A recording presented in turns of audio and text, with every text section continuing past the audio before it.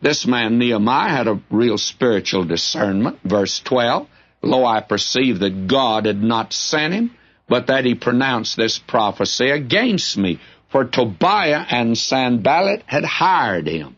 I tell you that this man Nehemiah is in the thick of plots and schemes to destroy him. And he says here, therefore was he hired, that I should be afraid and do so, and sin, and that they might have matter for an evil report, that they might reproach me. My God, think thou upon Tobiah and Sanballat, according to these works, and on the prophetess Noadiah and the rest of the prophets that would have put me in fear. And this man Nehemiah now, after he's called them a liar, and he's dealt with this crowd that pretended to be his friends, and I tell you, he's in a difficult spot. He's in between a rock and a hard place. But he turns to God. And now we find in verse 15, the wall was finished in 52 days.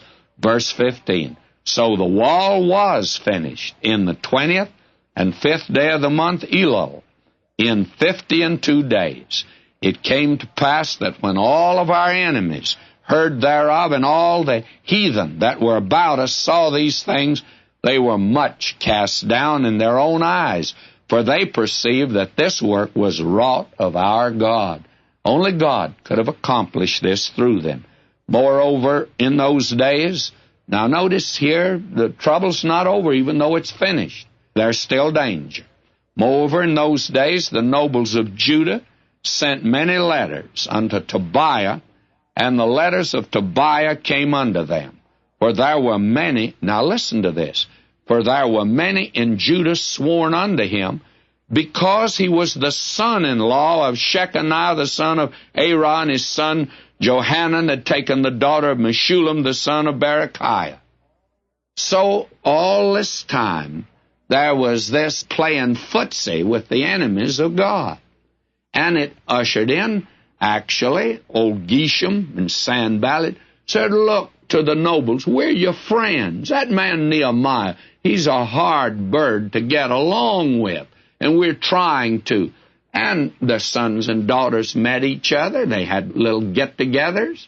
And as a result, why, there was intermarriage. And because of that, you see this fellow here, Tobiah, had a telephone right in to the walls of Jerusalem.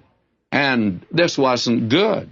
And they reported his good deeds before me. So these kinfolk, by marriage, they'd come to Nehemiah and says, Nehemiah, you're so hard on Tobiah. He's really a lovely gentleman.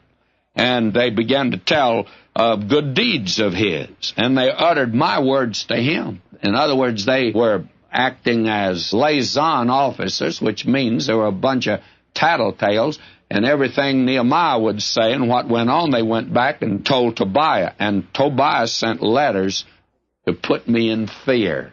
And Tobiah says, I've heard what you're saying about me, and it's not true.